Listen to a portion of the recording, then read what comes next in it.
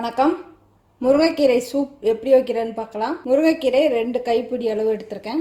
முருங்கைக்கீரை 1 கைப்பிடி அளவு இருந்தாலே போதும்.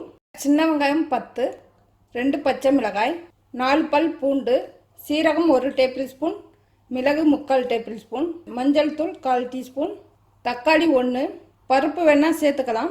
1 டேபிள் ஸ்பூன் அளவு துவரம் பருப்பாது பாசிப்பருப்பாது சேர்த்துக்கலாம். பாசிப்பருப்பு 1 டேபிள் ஸ்பூன் எடுத்திருக்கேன். இப்போ இது எல்லாத்தையும் சேர்த்து குக்கரில் வேக வச்சு எடுத்துக்கணும். பருப்பு நல்லா அலசிட்டு எடுத்துருக்கேன்.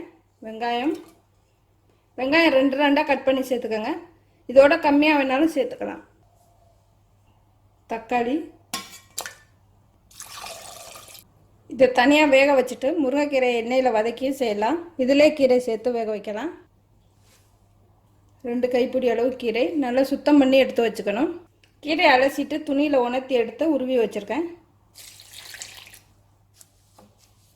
2 டம்ளர் தண்ணி சேர்த்து வேக விட போகிறேன்.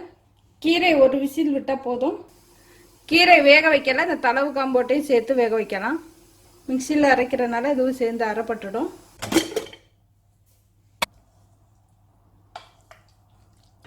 நல்லா வெந்துடுச்சு.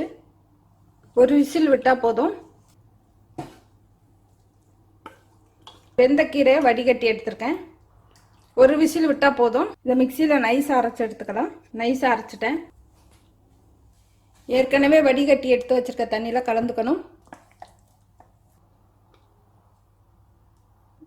இந்த சூப்பு வந்து தனியாகவும் சாப்பிட்லாம், சாதத்தில் சேர்த்து சாப்பிட்லாம். இதை தாளிச்சுக்கணும். அதே பாத்திரத்தில் தாளிச்சுக்கிறேன். நெய் இல்லைன்னா நல்லெண்ணெய் சேர்த்து தாளிங்க, நல்லா சுவையாக இருக்கும்.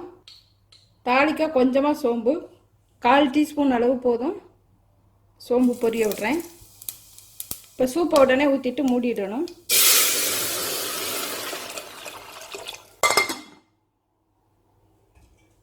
வாசம் போகாமல் இருக்கணும். கருவேப்பிலையில் சேர்க்க வேண்டாம். தேவையான அளவு உப்பு சேர்க்கணும். நுரை கட்டி வர்ற வரைக்கும் மூடி வைக்கலாம். தண்ணி சேர்த்துருக்கனால அது கொஞ்சம் வேகணும். நல்லா வாசமாக வேணால் பூண்டு தட்டி போட்டு இறக்கிக்கோங்க. நுரை கட்டி வருது. அடுப்பு ஆஃப் பண்ணிடலாம். இதுக்கு மேலே வச்சோன்னா கொதிக்க ஆரம்பிச்சிடும். அடுப்பு ஆஃப் பண்ணிக்கிறேன். அடுப்பு ஆஃப் பண்ணிட்டேன்.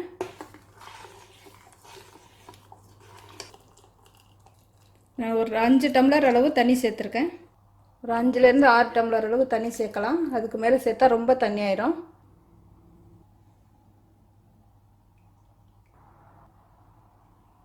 முருங்கைக்கீரை சூப் ரெடி ஆயிடுச்சு. இதை அப்படியே சாப்பிடலாம். சாதத்தில் சேர்த்து சாப்பிடலாம். நன்றி.